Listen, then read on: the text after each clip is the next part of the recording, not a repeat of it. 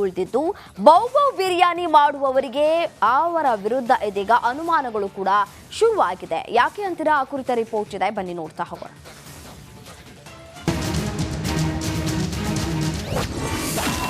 ಬೆಂಗಳೂರಲ್ಲಿ ಬೌಬೌ ಮಾಂಸ ಮಾರಾಟ ಆಗ್ತಿದೆಯಾ? ಬೆಂಗಳೂರಲ್ಲೇ ಕಳಪೆ ಮಾಂಸದಂಧೆಯ ಸದ್ದು ಜೋರಾಗಿದೆ. ಶುಕ್ರವಾರ ರಾಜಸ್ಥಾನದಿಂದ ಬಂದ ಮಾಂಸದಿಂದ ಈ ಜಾಲ ದೊಡ್ಡ ಮಟ್ಟಕ್ಕಿದೆ ಎಂಬ ಸುದ್ದಿ ಇಡೀ ರಾಜ್ಯಾದ್ಯಂತ ಚರ್ಚೆಯಾಗ್ತಾ ಇದೆ. ಸಪ್ಲೈ ಮಾಡ್ತಾನಲ್ಲ ಅವ್ರ ಅಂಗಡಿಯವ್ರು ಏನು ಮಾಡ್ತಾರೆ ಅಂದರೆ ಈ ವೆನಿಗರ್ನಲ್ಲಿ ಹಾಕ್ಬಿಟ್ರೆ ಈ ವೆನಿಗರಿಂದ ವಾಸನೆ ಹೋಗ್ಬಿಡ್ತದೆ. ಇದರಲ್ಲಿ ಹೋಗ್ಬಿಟ್ರೆ ಅವರು ಇದು ಮಾಂಸ ಸೇಲ್ ಮಾಡ್ತಾರೆ. ಪ್ರತಿಯೊಂದು ಹೋಟ್ಲ್ ಅವ್ರಿಗೆ ಎಲ್ಲರಿಗೆ ಕೊಡ್ತಾರೆ. ಸರ್, ನೀವು ಇದೇ ಅಂದರೆ ಮಾಂಸದ ಬಿಸ್ನೆಸ್ ಅಲ್ಲಿ ಇದ್ದೀರಾ, ಎಷ್ಟು ವರ್ಷದಿಂದ ನೀವು ಬಿಸ್ನೆಸ್ ಮಾಡ್ತೀರಾ? ಮತ್ತೆ ಈ ಒಂದು ಡೌಟ್ ನಿಮ್ಗೆ ಯಾಕೆ ಬಂತು ಅಂತ ಸರ್? ಇವರು ತೊಗೊಂಬಂದ್ಬಿಟ್ಟು 500 ರೂಪಾಯಿಗೆ 550 ರೂಪಾಯಿಗೆ ಮಾಂಸ ಮಾರ್ತಾ ಇದ್ದಾರೆ. ಅಂಗಡಿ ಯಾವ ಬೆಂಗಳೂರು ಸರೌಂಡಿಂಗ್ ಯಾವ ಬೆಂಗಳೂರು ಅಂಗಡಿನಲ್ಲಿ ಹೋದ್ರೂ ನೀವು ನಿಮಗೆ 750 ರೂಪಾಯಿ 800 ರೂಪಾಯಿಂದ ಕಮ್ಮಿ ಮಾಂಸ ಸಿಗೋದಿಲ್ಲ. ಇದು ಹೆಂಗೆ ಕಮ್ಮಿ ಸಿಗುತ್ತೆ ಅಂದ್ಬಿಟ್ಟು ನಾವು ವಿಚಾರಕ್ಕೆ ಮಾಡೋಕ್ಕೆ ಹೋದರೆ ರಾಜಸ್ಥಾನದಲ್ಲಿ 400 ರೂಪಾಯಿ 450 ರೂಪಾಯಿ 500 ರೂಪಾಯಿ ಕೆಜಿ ಅಲ್ಲಿಂದ ತೊಗೊಂಬಂದ್ಬಿಟ್ಟು ಇವರು 600 ರೂಪಾಯಿಗೆ ಮಾರ್ತಾ ಇದ್ದಾರೆ. ಹೆಂಗೆ ಮಾರ್ತಾ ಇದ್ದಾರೆ ಅಂದರೆ ಅಲ್ಲಿಂದ ತೊಗೊಂಡ್ಬರ್ತಾ ಇರೋದು ಇವರು. ಇನ್ನು ರಾಜಸ್ಥಾನದಿಂದ ಕಳಪೆ ಮಾಂಸ ತರುವ ಜಾಲ ಪತ್ತೆಯಾಗಿದ್ದು ಇದೇ ರೀತಿ ಬೇರೆ ರಾಜ್ಯಗಳಿಂದ ಬರ್ತಾ ಇದೆಯಾ? ಬೆಂಗಳೂರಿಗೆ ಬಂದ ಮಾಂಸ ಹೇಗೆ ಸ್ವಚ್ಛವಾಗಿ ಹೋಟೆಲ್ ಸೇರ್ತಿದೆ ಎಂಬುದೇ ಸದ್ಯದ ಕುತೂಹಲ. ಈ ರೀತಿ ಈ ರಾಜಸ್ಥಾನದಿಂದ ಮಾಂಸಗಳು ಬರ್ತಾ ಇದೆ, ಅದು ಅದರ ಗುಣಮಟ್ಟ ಸರಿ ಇಲ್ಲ ಅಂತೆಲ್ಲ ಹೇಳಿ ಅದರ ಬಗ್ಗೆ ನೀವು ಚೆಕಪ್ ಮಾಡಬೇಕು ಅಂತ ಒಂದು ಬಂದಿತ್ತು. ನಾನು ಅದನ್ನು ಕಳಿಸ್ಕೊಟ್ಟಿದ್ದೆ. ನಮ್ಮ ಇಲಾಖೆಯವರು ಅದನ್ನು ಇನ್ನೇನು ತಪಾಸಣೆ ಮಾಡೋದಕ್ಕೆ ಸ್ಯಾಂಪಲ್ ತೊಗೊಳ್ಳೋದಕ್ಕೆ ಎಲ್ಲ ತಯಾರು ಮಾಡ್ಕೊಂಡಿದ್ರು. ಅಷ್ಟೊತ್ತಿಗೆ ನಿನ್ನೆ ಯಾವುದೋ ಬೇರೆ ಥರ ಹೇಳಿಕೆಗಳೆಲ್ಲ ಬಂದಿದೆ. ಅದರ ಹಿನ್ನೆಲೆ ಏನು ಅಂತ ನನಗೆ ಗೊತ್ತಿಲ್ಲ. ಆದರೆ ನಮ್ಮವರು ಹೋಗಿ ತಗೊಂಡು ಅದನ್ನು ಈಗ ಪ್ರಯೋಗಾಲಯಕ್ಕೆ ವಿಶ್ಲೇಷಣೆ ಮಾಡೋದಕ್ಕೆ ಕಳಿಸಿದ್ದಾರೆ. ಆ ಸಿಸ್ಟಮ್ಸ್ ಪ್ರಕಾರನೇ ಮಾಡಬೇಕು. ಅವರು ಅದು ಮಾಡದೆ ಹೋದರೆ ಖಂಡಿತ ಅವ್ರ ಮೇಲೆ ಕ್ರಮ ತಗೊಳ್ತೀವಿ. ಹಾಗಾದ್ರೆ ಬೆಂಗಳೂರಿಗೆ ಹೊರಗಡೆಯಿಂದ ಮಾಂಸ ಯಾಕೆ ಬರುತ್ತೆ? ಅಷ್ಟೊಂದು ದುಡ್ಡು ಖರ್ಚು ಮಾಡಿ ಹೊರಗಡೆಯಿಂದ ಮಾಂಸ ಯಾಕೆ ತರಿಸ್ಕೊಳ್ಬೇಕು? ಇದಕ್ಕೆ ಸಚಿವ ದಿನೇಶ್ ಗುಂಡೂರಾವ್ ಪ್ರತಿಕ್ರಿಯೆ ನೀಡಿದ್ದು ಹೇಗೆ?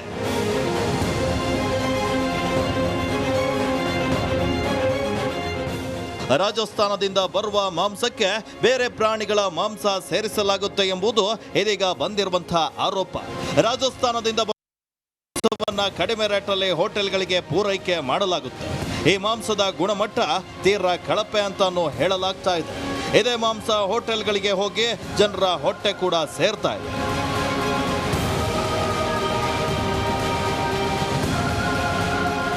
ಇನ್ನು ನಿಮ್ಮ ರಿಪಬ್ಲಿಕ್ ಕನ್ನಡ ಕಳಪೆ ಮಾಂಸದ ರಿಯಾಲಿಟಿ ಚೆಕ್ ಮಾಡಿದ ಬಳಿಕ ಜನರು ಒಂದೊಂದು ಅಭಿಪ್ರಾಯವನ್ನ ತಿಳಿಸ್ತಾ ಇದ್ದಾರೆ. ಸೊ ನಾಲೆಜ್ ಇದ್ದವರಿಗೆ ಅದು ರೆಕಗ್ನೈಸ್ ಮಾಡೋಕ್ಕಾಗುತ್ತೆ.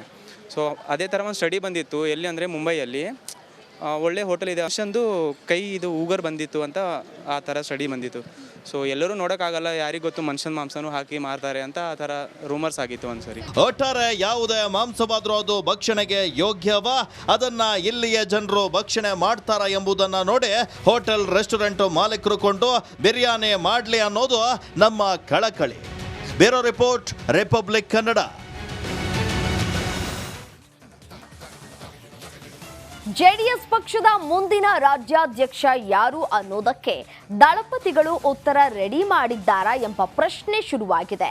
ಜೆಡಿಎಲ್ಪಿ ಸ್ಥಾನದ ಮೇಲೆ ಕಣ್ಣಿಟ್ಟಿದ್ದಂತಹ ಜಿಟಿಡಿಗೆ ಹಿನ್ನಡೆಯಾಗಿದ್ದು ಇದೀಗ ರಾಜ್ಯಾಧ್ಯಕ್ಷ ಸ್ಥಾನವೂ ಕೈತಪ್ಪುವ ಸಾಧ್ಯತೆ ಇದೆಯಂತೆ. ಯಾಕೆ ಅಂತೀರಾ? ಆ ಕುರಿತ ಸ್ಟೋರಿ ಹೇಳಿದೆ ನೋಡಿ.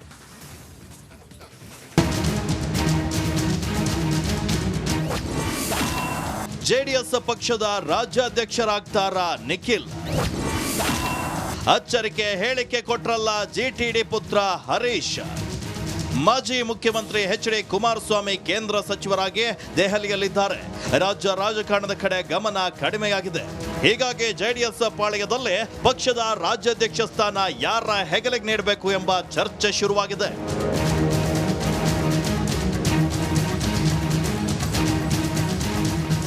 ಎಸ್, ಸದ್ಯ ಜೆಡಿಎಸ್ ರಾಜ್ಯಾಧ್ಯಕ್ಷರಾಗಿರುವಂತಹ ಕುಮಾರಸ್ವಾಮಿ ಯಾರನ್ನ ಉತ್ತರಾಧಿಕಾರಿಯಾಗಿ ಮಾಡಿಕೊಳ್ಳಲಿದ್ದಾರೆ ಎಂಬ ಗುಸುಗುಸು ಪಿಸುಮಾತು ಈಗ ಜೋರಾಗಿದೆ. ಜೆಡಿಎಸ್ ಶಾಸಕಾಂಗ ನಾಯಕ ಸ್ಥಾನದ ಮೇಲೆ ಕಣ್ಣಿಟ್ಟಿದ್ದ ಜೆಡಿಎಸ್ನ ಹಿರಿಯ ಶಾಸಕ ಜಿಟಿ ದೇವೇಗೌಡಗೆ ಈಗ ನಿರಾಸೆಯಾಗಿದೆ. ಆ ಸ್ಥಾನ ಮತ್ತೊಬ್ಬ ಹಿರಿಯ ಶಾಸಕ ಸುರೇಶ್ ಬಾಬು ಪಾಲಾಗಿದೆ.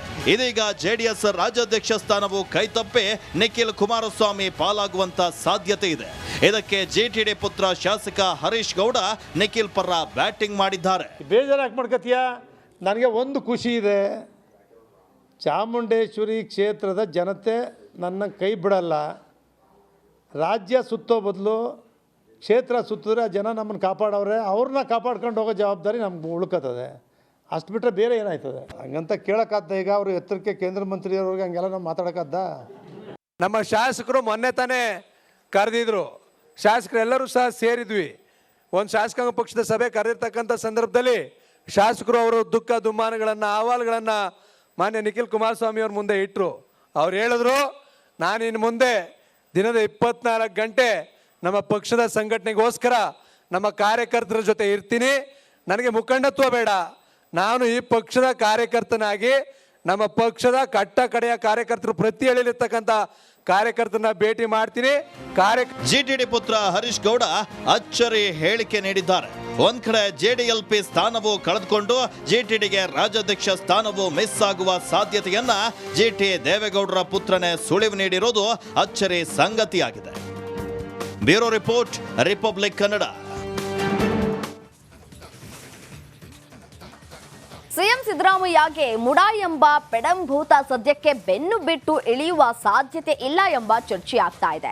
ನಾಳೆ ಹೈಕಮಾಂಡ್ ಬುಲಾವ್ ನೀಡಿದ್ರೆ ಇತ್ತ ರಾಜ್ಯಪಾಲರು ಲಿಖಿತ ರೂಪದಲ್ಲಿ ಉತ್ತರ ಕೇಳಿದ್ದಾರಂತೆ. ಯಾಕೆ ಗೊತ್ತಾ? ಈ ಕುರಿತ ಸ್ಟೋರಿ ಇಲ್ಲಿದೆ ನೋಡಿ.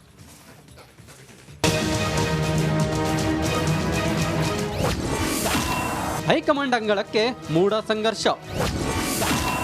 ರಾಜ್ಯಪಾಲರ ವರದಿಗೂ ಮುನ್ನವೇ ಖರ್ಗೆ ಮೀಟ್. ಆದರೆ ಸಿದ್ದರಾಮಯ್ಯ ತಮ್ಮ ಪತ್ನಿ ಹೆಸರಿನಲ್ಲಿ ಮೂಡ ಸೈಟ್ ಪಡೆದಿದ್ದಕ್ಕೆ ಬಿಜೆಪಿ ಮತ್ತು ಜೆಡಿಎಸ್ ನಾಯಕರು ಸಿಎಂ ರಾಜೀನಾಮೆಗೆ ಪಟ್ಟು ಹಿಡಿದಿದ್ದಾರೆ. ಈ ಮಧ್ಯೆ ರಾಜ್ಯಪಾಲರಿಗೂ ದೂರು ಸಲ್ಲಿಸಿದ ವಿಪಕ್ಷಗಳ ಮನವಿಗೆ ರಾಜ್ಯಪಾಲರು ತಾವರ್ ಚಂದ್ ಗೆಹ್ಲೋಟ್ ಲಿಖಿತ ರೂಪದಲ್ಲಿ ವರದಿ ಕೇಳಿದ್ದಾರೆ ಎನ್ನಲಾಗಿದೆ. ರಾಜ್ಯಪಾಲರಿಗೆ ಒಂದು ರಿಪೋರ್ಟ್ ಕೊಡಿ ಅಂತ ಕೇಳಿದ್ದಾರೆ. ಅವರಿಗೆ ರಿಪೋರ್ಟ್ ಇಸ್ಕೊಡ್ತೀವಿ. ಎಲ್ಲವೂ ಲೀಗಲ್ ಆಗಿದೆ, totally legal, absolutely legal. CM Siddaramaiah ಶುಕ್ರವಾರ ಸತತ 2 ಗಂಟೆಗಳ ಕಾಲ ಸುದ್ದಿಗೋಷ್ಠಿ ಮಾಡಿ ಸ್ಪಷ್ಟನೆ ನೀಡಿದ್ರು. ಈ ಹಿಂದೆ ಇದೇ ಪ್ರಕರಣದ ಸಂಬಂಧ ಸಿಎಂ ಸಿದ್ದರಾಮಯ್ಯ ರಾಜ್ಯಪಾಲರನ್ನ ಭೇಟಿ ಮಾಡಿದ್ರು. ಆದರೆ ಇದೀಗ ಮತ್ತೆ ಮುಖ್ಯ ಕಾರ್ಯದರ್ಶಿಯಿಂದ ವಿಸ್ತೃತ ವರದಿ ಕೋರಿರುವುದು ಮಹತ್ವ ಪಡೆದುಕೊಂಡಿದೆ.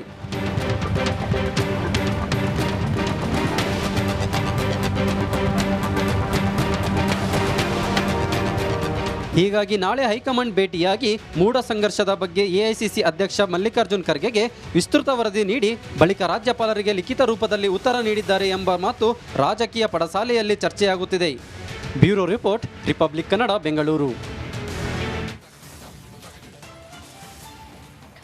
ಮಹಾ ಮಳೆಗೆ ಕರುನಾಡು ಬೆಚ್ಚಿ ಬಿದ್ದಿದೆ.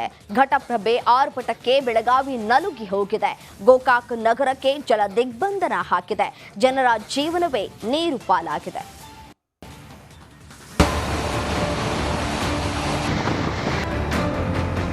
ನೀರು ಎಲ್ಲಿ ನೋಡಿದ್ರು ನೀರು ನೀರು. ರಸ್ತೆ, ಸೇತುವೆ, ಮಾರ್ಕೆಟ್ನಲ್ಲೂ ನೀರು.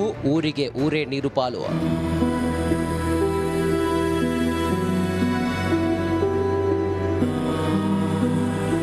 ಕೇಕೆ, ರಣಕೇಕೆ. ಮಹಾಮಳೆಗೆ ಬೆಳಗಾವಿಯಲ್ಲಿ ಘಟಪ್ರಭಾ ನದಿ ರಣಕೇಕೆ ಹಾಕ್ತಿದೆ. ಸಿಕ್ಕ ಕಡೆ ಬೋರ್ಗೆರೆದು ಹರಿಯುತ್ತಿದೆ. ಗೋಕಾಕ್ ನಗರಕ್ಕೆ ಜಲ ದಿಗ್ಬಂಧನ ಹಾಕಿದೆ.